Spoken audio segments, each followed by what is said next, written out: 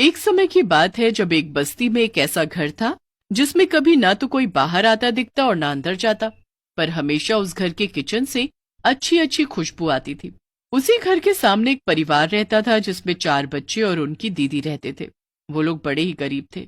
उनकी दीदी उन बच्चों के लिए भीख मांगकर खाने को लेकर आती थी, तब जाकर वो अपना पेट भर पाते थे, पर कभी कभी तो उनको भूखा भी सोना पड़ता था। एक दिन ऐसा ही हुआ जब उन बच्चों की दीदी रात तक घर नहीं लौटी और बच्चे भूख से बिलख रहे थे। अभी तक दीदी नहीं आई, आज तो हम सुबह से भूखे हैं। हाँ भाई, और ऊपर से ये सामने वाले किचन से इतनी अच्छी खुशबू भी आ रही है। वो तो हमेशा ही आती है, पर खुशबू से थोड़ी हमारा पेट भरेगा। हाँ सही बात है, अब तो दीदी के आने का इंतजार करो बस। एक काम करता हूँ, सामने जाकर एक बार आज जाकर देख ही आता हूँ कि आखिर इस घर में कौन है जो कभी दिखता तो है नहीं, पर खुशबू इतनी अच्छी आती रहती है। आखिर वहाँ कौन बनाता है इस सामने वाली किचन में। चल पागल है क्या, चुपचाप यहीं रह। क्या पता कोई खड़ूस औरत रहती हो और तुमको भगा दे। भगा दिया तो भगा दिया, क्या फर्क पड़ता है। पर एक बार कोशिश तो करने दो। सोचो, अगर उन्होंने कुछ खाने को दे दिया तो दीदी तो हमेशा वही रोटी सब्जी देती है। क्या पता आज कुछ बढ़िया सा खाने को मिल जाए। पप्पू हिम्मत करके सामने किचन की खिड़की के बाहर जाकर खड़ा हो जाता है। किचन से खटर पटर की खूब तेज तेज आवाज आ रही होती है। पप्पू अंदर झांक कर देखता है पर उसे कोई दिखाई ही नहीं देता। फिर से बर्तनों की आवाज आती है। पप्पू को समझ नहीं आता, इसलिए वो जोर से आवाज देता है। पप्पू की आवाज लगाते ही किचन से आवाज आनी एकदम बंद हो जाती है, पर फिर भी खिड़की से कोई नहीं झांकता। अब पप्पू ठान ही लेता है कि वो आज अंकल से बात करके ही जाएगा और इसलिए वो घर में चुपचाप घुस जाता है। जब पप्पू घर के अंदर का नजारा देखता है तो उसके होश उड़ जाते हैं। वहां तो ऐसा लग रहा था जैसे मानो सालों से वहां कोई आया भी ना हो। अरे, ये घर कितना अजीब है, यहाँ कोई रहता भी है। घर की हालत देखकर तो लग रहा है जैसे सालों से घर बंद पड़ा हो। खैर, मुझे क्या, मुझे तो किचन में जाना है। पप्पू इधर उधर ढूंढता हुआ किचन में पहुंच जाता है। किचन में एक आदमी पीठ करके खड़ा हुआ होता है जो गैस पर कुछ पका रहा होता है। Uncle, uncle. पप्पू की आवाज सुनकर वो आदमी जैसे ही पलटता है, पप्पू वहीं जमीन पर गिर जाता है और जोर जोर से रोने लगता है। भूत, भूत, बचाओ, माँ बचाओ। क्या हुआ बच्चे, तुम मुझसे डर क्यों रहे हो? क्योंकि आप एक भूत हो। भूत से नहीं डरूंगा तो किससे डरूंगा। पर मैंने तो तुमको डराया ही नहीं। नहीं नहीं, आपने मुझे अभी डराया है। प्लीज मुझे जाने दो। पर मैंने तो तुमको रोका भी नहीं है। तुम मुझसे डरो मत, मैं तुमको कोई नुकसान नहीं पहुंचाऊंगा। नुकसान नहीं पहुंचाओगे? ऐसा कैसे हो सकता है? भूत तो इंसान को मार देते हैं और उनको खा भी जाते हैं। हाँ, पर वो बुरे भूत होते हैं। मैं बुरा भूत नहीं हूँ और मैं तुमको क्यों खाऊंगा। देखो, मेरे किचन में देखो कि वहाँ कितना कुछ है खाने को, तो मैं तुमको या किसी को भी क्यों खाऊंगा। क्या सच में? भूत उस बच्चे को अपने किचन के अंदर लेकर जाता है और वहां पूरे किचन में तरह तरह के पकवान और मिठाई देखकर पप्पू की आंखें चमक उठती हैं। वाह, यहाँ तो बहुत कुछ है। मेरे तो मुंह में पानी आ रहा है। तो फिर खा लो जो भी तुमको खाना हो। क्या सच में मैं ये सब खा सकता हूँ? हाँ, बिल्कुल खा सकते हो। पप्पू को पहले ही बड़ी तेज भूख लग रही होती है, इसलिए वो खाने पर टूट पड़ता है। वो पागलों की तरह सब कुछ ऐसे खा रहा होता है जैसे जन्मों जन्मों का भूखा हो। पप्पू खा खा कर अच्छे से पेट भर लेता है और फिर उसे अचानक याद आता है कि घर पर उसके भाई बहन भी भूखे हैं।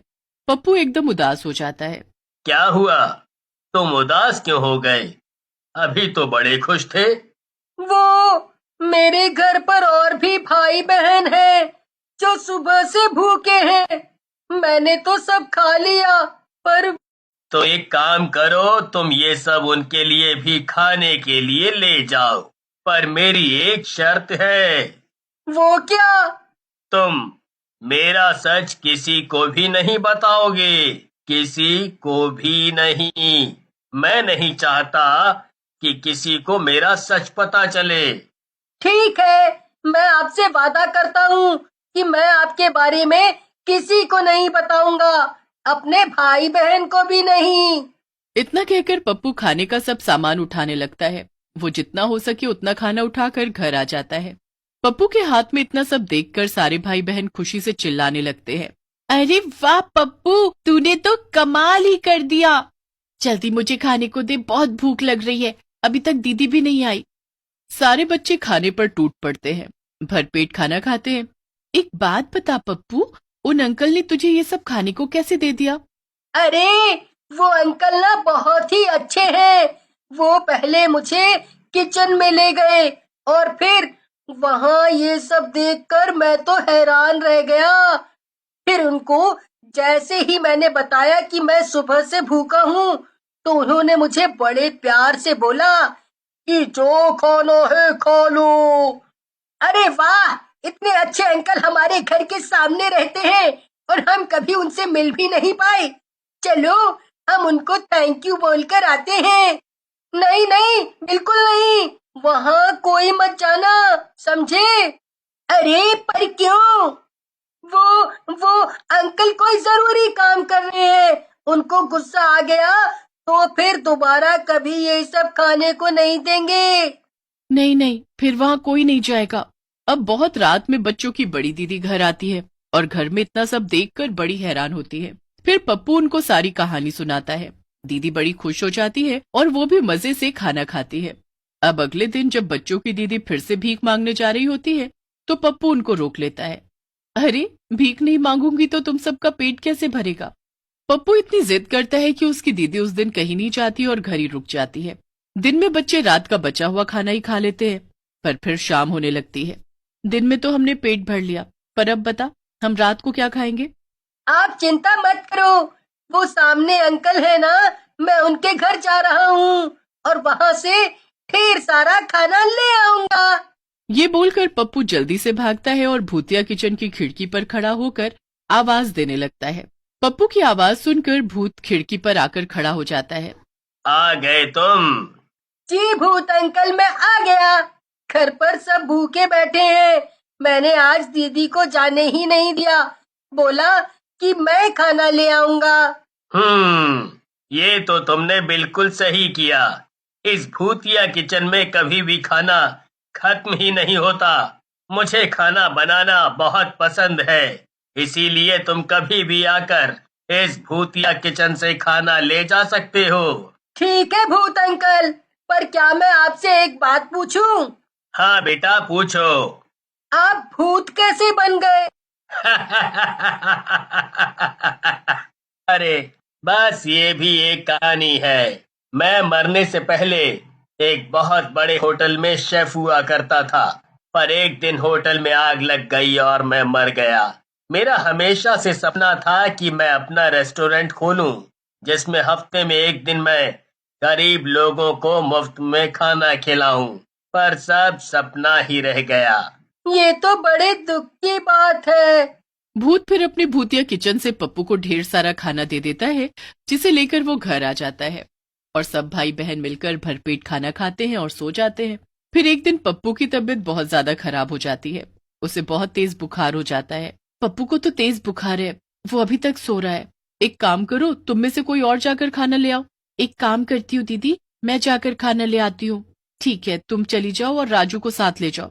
पिंकी और राजू सामने वाले घर में घुस जाते हैं और घर की हालत देख उनकी आंखें भी फटी की फटी रह जाती हैं। ये कैसा डरावना घर है, चलो यहाँ से।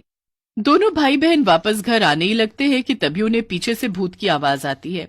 राजू और पिंकी जैसे ही पीछे मुड़ते हैं वैसे ही वो चीखना शुरू कर देते हैं, भूत भूत भूत, भागो यहाँ से जल्दी। भूत फिर उन दोनों को पूरी कहानी बताता है। भूत को पप्पू के बारे में सुनकर बड़ा दुख लगता है। वो उन बच्चों की मदद करने की सोचता है और फिर सब बच्चों को उसी घर में बुलाता है। पहले सब बच्चे डरते हैं, पर उन्हें समझ आ जाता है कि वो भूत उनकी मदद करना चाहता है। भूत उन बच्चों की दीदी को सारी डिश बनाना सिखा देता है जो बड़े